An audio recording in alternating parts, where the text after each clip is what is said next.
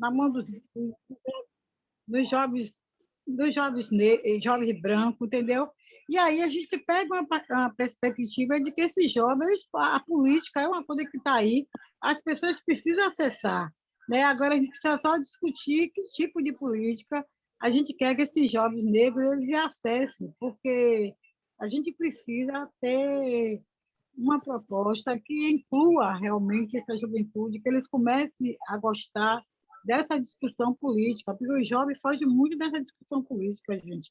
E a gente percebe, a gente que acompanha a política, né, a gente acompanha quem são os mesmos, são os filhos, né, de maioria dos parlamentares brancos, né, e a gente, para conseguir eleger um jovem negro ou uma mulher negra, gente, é muito difícil, porque as pessoas, apesar de ser negra, apesar de morar nos bairros periféricos, apesar de trabalhar nessa diversidade do mundo do trabalho, mas não enxerga o negro com condição de acessar o parlamento, né? Então a gente também precisa refletir esse nível, entendeu? De que a gente pode também acessar as coisas, né? Independente de estar universidade ou não, né? Que a universidade também tem que ser uma escolha de cada um, né? Na medida que ele sente necessidade, ele tem que acessar sim a universidade, mas a gente também tem essa preocupação que esse jovem precisa acessar o parlamento, que política é uma coisa que tem que ser discutida por todos, independente da cor da pele, mas a gente, como maioria da população negra, né, de jovens negros, a gente precisa fazer com que esses jovens acessem a política também. Obrigada, Luiz. Massa. Fábio quer comentar um pouco sua fala, antes da gente passar para Elisleide, Wanderson e Mário. Pode ser cortar assim, pode ser depois. Mas nosso convidado, vamos embora. Legal. Não, você é o... Tá. Não, rapidinho, Marilene, né? Cadê?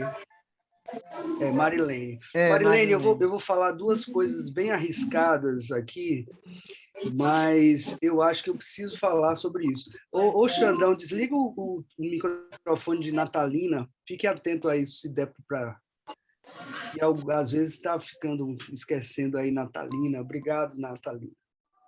Aí está vindo um som aqui de fora. Não, eu queria falar sobre essa questão racial, ou étnico-racial, Marilene, você chamou a atenção quando você falou da diversidade de jovens, né? E aí também na fala de Jamira, obviamente, a gente, né, sabe e reconhece, por exemplo, se a gente for falar de juventude negra do Brasil, a gente entra num terreno, como é que eu posso dizer, todo especial, né? Todo especial no mau sentido, ou seja, são 500 anos, né, de uma estrutura escravocrata no país, e aí a gente tem toda uma discussão a fazer sobre isso. E aí, em geral, a gente pensa nisso, como você está dizendo, o acesso a direitos, essa luta política, o envolvimento político, para entrar na universidade. Ok, eu concordo que tudo isso é importante e necessário, que a gente vai continuar e deve continuar lutando pelas políticas públicas, para que o Estado cumpra a função dele. Mas aí eu vou falar uma outra coisa um pouco arriscada, mas eu estou me sentindo forte para falar por conta dessa crítica ao lugar de fala que Jamila chamou a atenção, que eu também concordo, e por conta de um livro que eu estou lendo, de uma travesti. Quem puder desligar aí, Carlos, o áudio, o som pronto, obrigado. E de uma travesti negra chamada Castiel Vitorino Brasileiro, Carlos Eduardo, pronto.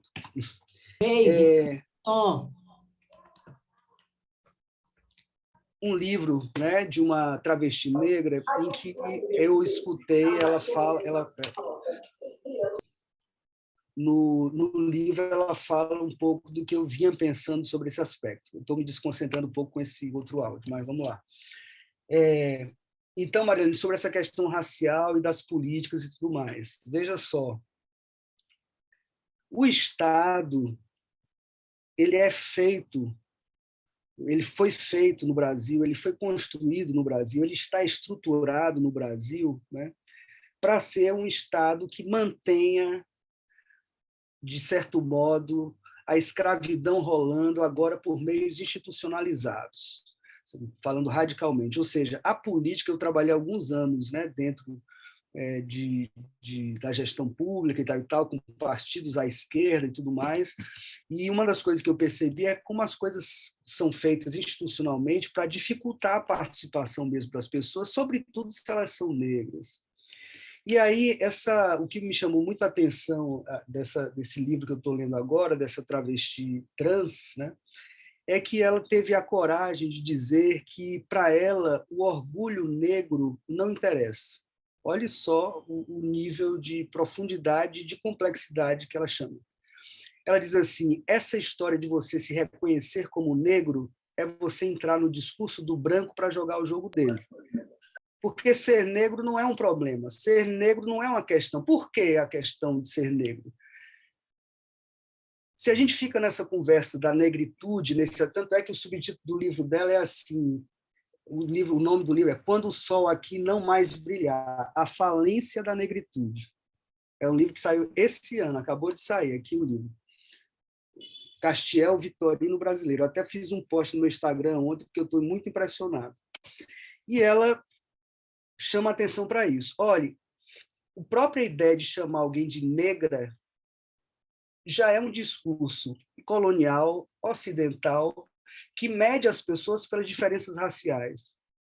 E se você mede alguém pela diferença racial, e se este alguém é um negro, este negro nunca vai conseguir alcançar a branquitude, ou esse lugar de privilégio que os brancos ficam o tempo todo dizendo que se esforçar chega lá, que é uma mentira, porque todo o Estado, todo o aparato institucional é feito para vocês, para a gente não chegar lá, mas a gente fica com essa tentativa permanente de um dia a gente chegar lá. Aí o que eu estou chamando a atenção? Então, Fábio, você está dizendo o quê? Então ninguém luta por direitos, ninguém luta por acesso a... Não, vamos continuar na luta. Mas sem perder de vista algo fundamental, que é justamente esse trabalho de substância existencial, ou que eu poderia chamar, talvez, né, de uma intimidade espiritual das pessoas. É preciso sustentar as pessoas de dentro, por dentro. E, para isso, às vezes, assim, é importante a gente ter o conhecimento todo mesmo, né, de o que é o Brasil, o que é o racismo, né? O que é essa história toda, né? Que o Estado nosso funciona para matar os negros, que a gente vê todos os dias. Isso não é uma coisa por acaso, isso não é um equívoco. O discurso da polícia cotidianamente dizendo fomos recebidos a tiro, e aí você vai ver, confundir o guarda-chuva com fuzil, a criança está com guarda-chuva, o cara acha que é o fuzil, não sei o quê.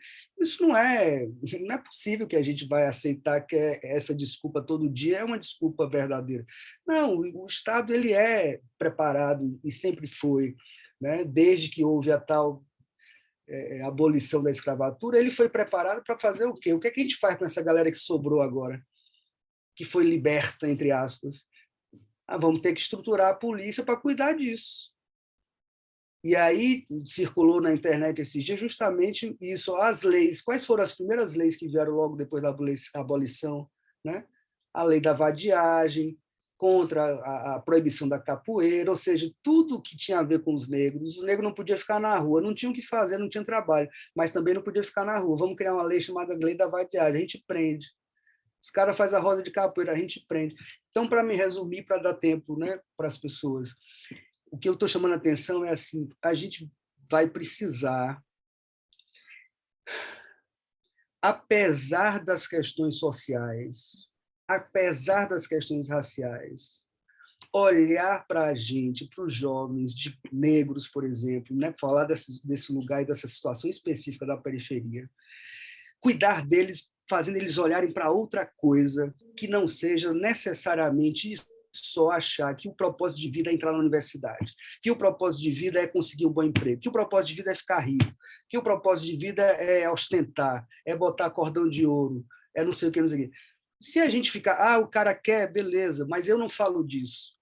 Então, por exemplo, eu como adulto, né, voltando a essa coisa que a Jamília falou, que eu gosto de me colocar a partir de mim mesmo e acho isso importante, eu como adulto, Eu tenho um adolescente dentro de casa que ouve alguns rappers e ouve uns rappers nessa pegada da ostentação, por exemplo. Né? Assim, porque o bom é ter carro novo, é ter isso, não sei o quê. Eu cotidianamente problematizo, batalho, vou contra esses valores, por exemplo. E mostro para ele outros rappers. Tá, beleza, tem esse aí, mas tem outros também. Ou seja, talvez a gente precise desmascarar o sistema como um todo e dizer assim, olha, estão apontando a gente, estão fazendo a gente olhar para um lado que talvez seja o lado errado.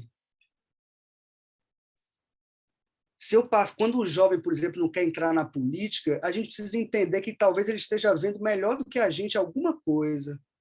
Porque eu entrei e saí, por exemplo, da gestão pública, porque chegou uma hora que não dá para fazer. Tem hora que você chega ali e você diz, isso aqui como é que eu posso dizer assim? É aquela espiga de milho na frente do jumento, né? O jumento vai correr e a espiga de milho ele nunca vai alcançar. Isso é real, meu povo. A democracia foi criada na Grécia para evitar a violência.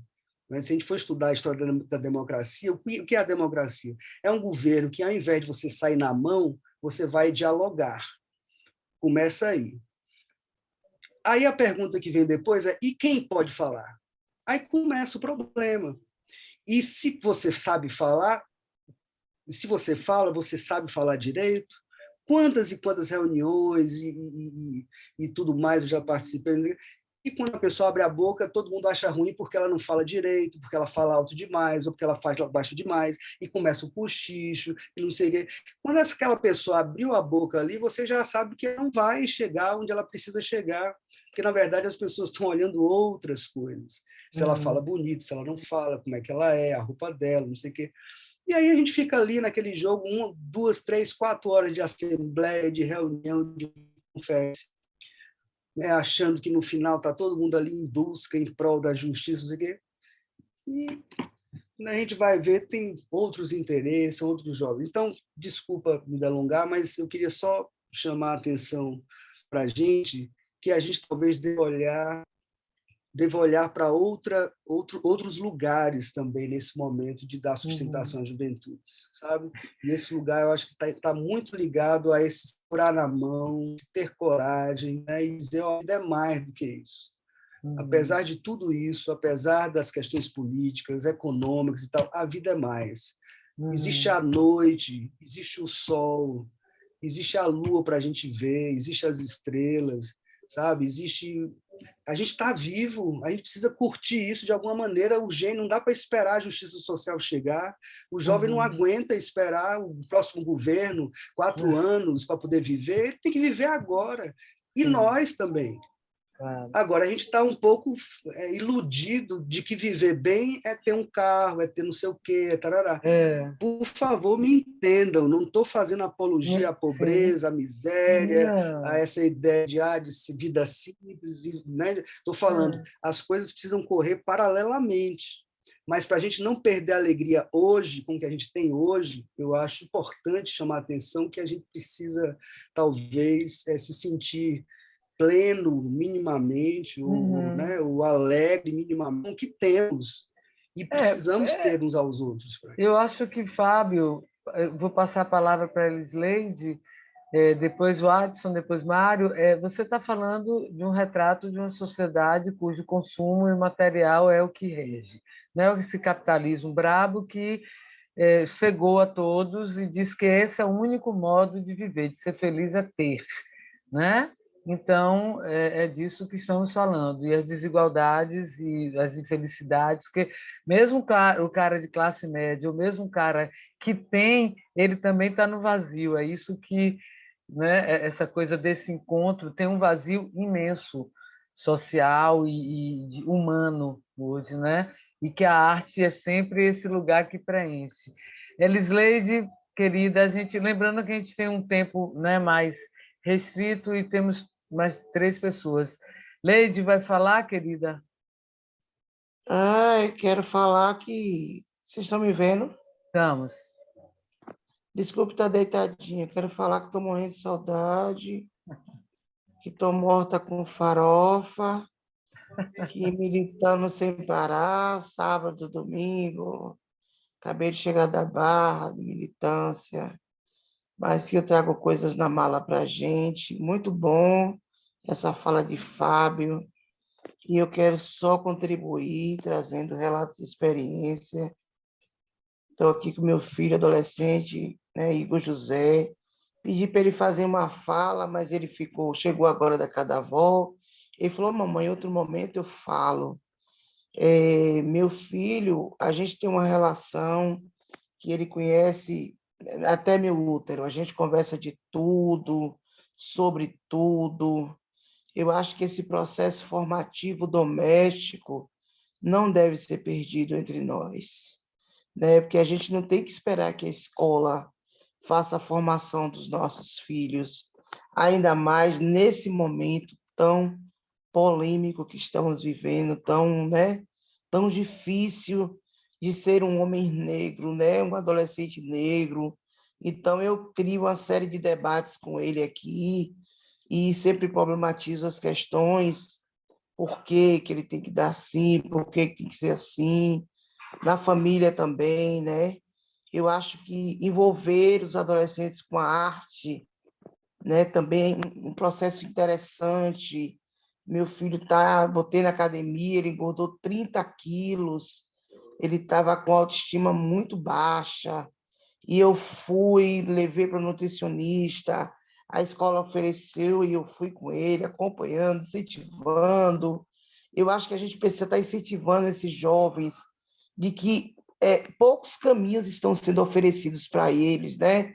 Porque hoje fala muito da guerra às drogas com os jovens, mas não se fala da política de redução de danos, conversar com esses adolescentes. E ontem, eu gosto muito, meus companheiros, de relatos de experiências vividas. Ontem eu estive num lugar que Xandão conhece, sensacional, que é o Teatro ao Quadrado, lá no Alto do Cabrito, um projeto impressionante, de 26 anos de trabalho. Eu acho que os jovens trabalhando, né? Teve um político que teve lá, um vereador, fazendo debate justamente que a nossa companheira falou sobre política, e uma adolescentezinha de 15 anos falou: é isso que a gente está precisando. Eu acho que a gente tem que começar a fortalecer as lideranças comunitárias nos espaços formativos para desencadear o teatro, a militância, todos esses processos, para que esses jovens, quando tenham uma abordagem policial, eles sabem se posicionar como cidadãos, né? Que não, por ser pretos, precisam ser oprimidos. Eu acho que a gente precisa ser agente transformador de opinião e ideia nos nossos espaços de construção. Nós temos aí nossa liderança, Xandão, um jovem referência para a gente. Pulverizar, Xandão, nós temos vários espaços pelos coletivos que eu faço parte, para a gente fazer rodas de conversa, né? Tem o Casarão da Diversidade, Casa das Mulheres Negras, tem muito espaço que a pandemia está passando, Xandão. Vamos fazer grandes rodas com jovens, nas praças, nas ruas, porque eu já cheguei a chorar, eu já vou passar minha fala, de tristeza de ver a falta de oportunidade que esses jovens de hoje não têm como a gente teve, até de brincar, de ser feliz. Mas aí eu disse: não, não vou ficar parada, não. Eu sou filha de Oiá, peraí. E aí eu arregaço minhas mangas onde quer que eu esteja, tá certo?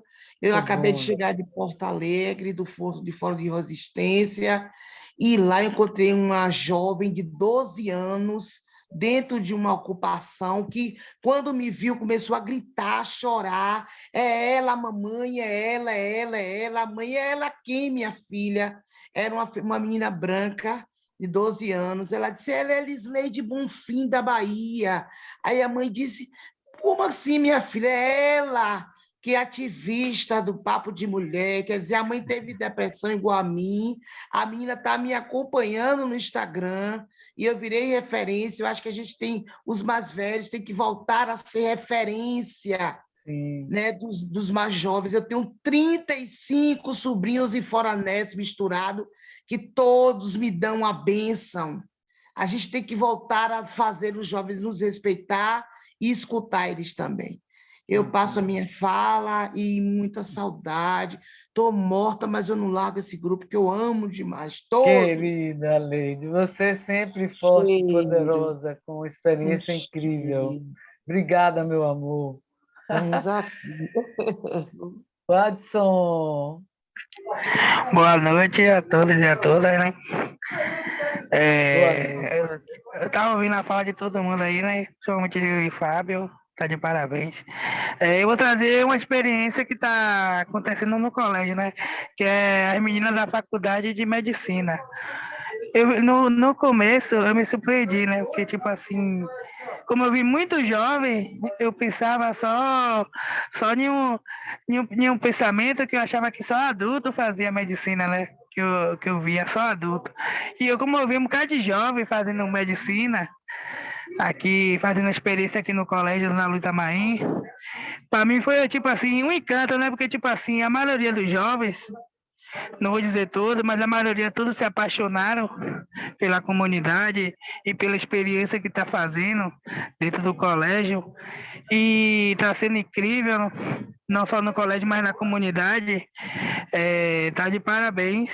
Eu estou vendo assim, porque eu estou sendo uma das referências da galera da faculdade da medicina. Estou acompanhando a galera. E para mim, assim, está sendo ótimo, né? E assim, eu acredito que o jovem também tem que ter uma oportunidade em uma faculdade, em um emprego, em qualquer coisa que ele queira fazer. Está dependendo também desse nosso governo, né? Porque o nosso governo, nossa prefeitura, não tá abrindo as portas, né, para esse jovem, porque a reportagem aqui a gente já faz várias atividades dentro dos colégios e a gente vê o sufoco, mesmo com esse sufoco que a gente tem, a gente, mesmo assim, a gente abre as portas e faz. Da nossa forma, junto com o Jamira, que toma a frente, mas o pessoal da escola, tipo Lourdinha Leninha, que sempre está abraçando, Jandaíra, Buni, a galera, todas as mulheres da laje do colégio. E para mim está sendo tipo uma experiência com essa galera, com esse jovem e essas mulheres que deu oportunidade, né, no colégio para esse pessoal de medicina. E para mim tá sendo excelente, porque, tipo assim, não só eu estou sendo a referência, mas o colégio em si e a comunidade, como abraçaram elas pela experiência. É tanto que a gente vai ter um encerramento da galera da medicina, e eles querem saber dos pessoal não só da comunidade, mas de Lourdinha, de Jambira, que está acompanhando também a experiência, né? E para mim está sendo tipo aquela coisa incrível, né? Eu também como jovem da rede Reprotai, que também faço essa atividade com jovens, crianças e adolescentes. Eu vejo tipo assim a luta, a diferença de alguns, né?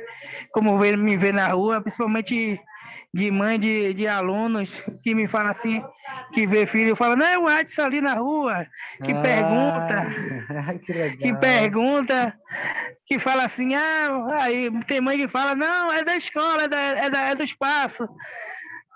Isso é uma alegria, principalmente não só para mim, mas para a galera da comunidade daqui da escola e da Reprotai. É uma diferença para mim, que para mim eu estou aprendendo muito, né? Eu estou vendo com outro olhar, né? Essa medicina, né? Que eu pensava de uma forma e agora eu estou vendo de outra.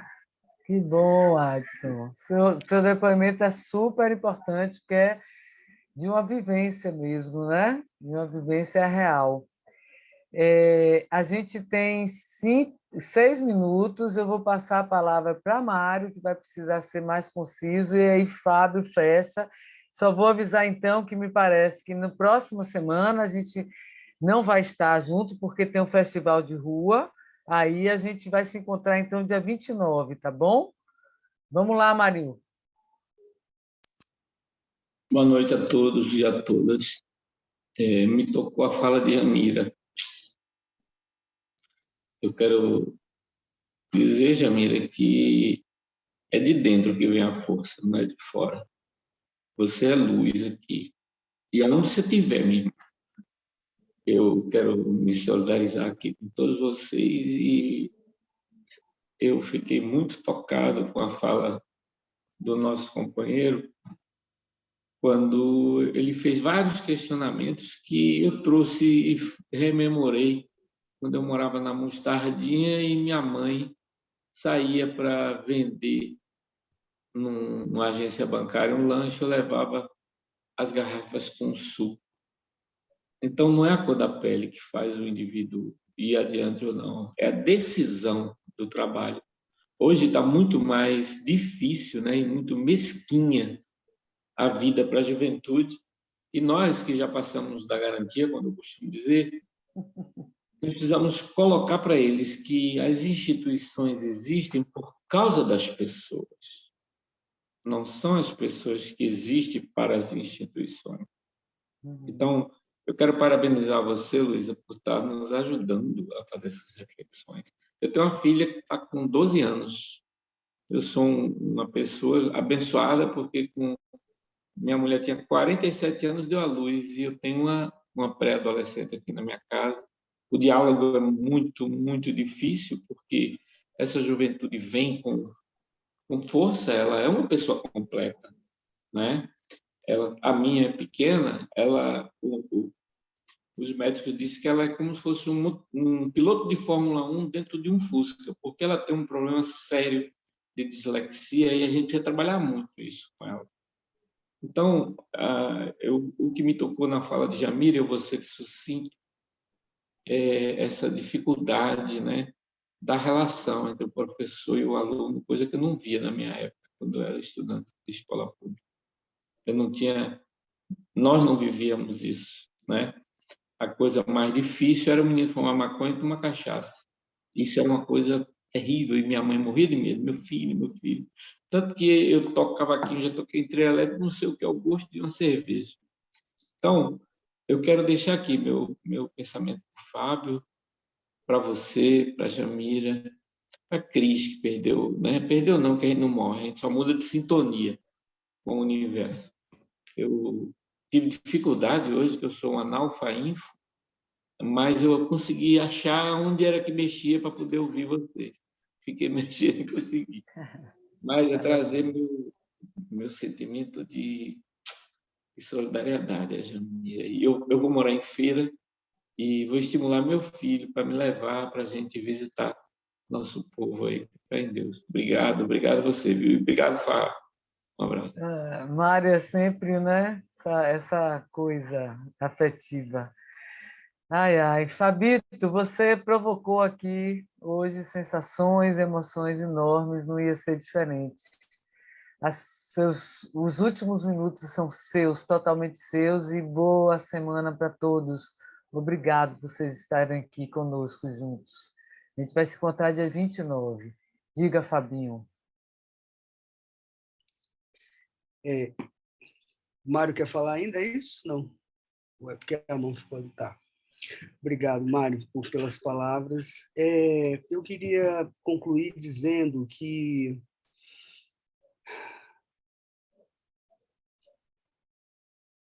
esse lugar do adulto, eu acho que esse é o ponto que me toca aqui, do que disse da repercussão, essa coragem de ser adulto, né? A coragem de ocupar esse lugar, a coragem, né, de poder, às vezes, enfrentar momentos tensos que a gente não sabe o que pode acontecer, seja como pai, no meu caso, seja como educador, no nosso caso, professor, seja como for.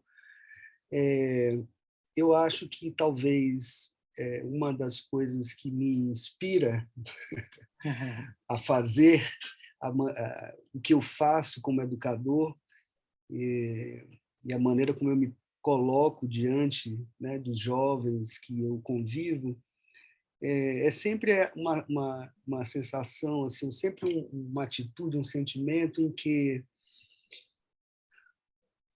o problema não são eles, o problema não é a juventude, né? Assim, quando a gente compara os tempos e a gente pensa, né? Eu na minha juventude, como eram os jovens da minha juventude, como são os jovens Um minuto, agora, né? Fabinho. Ok.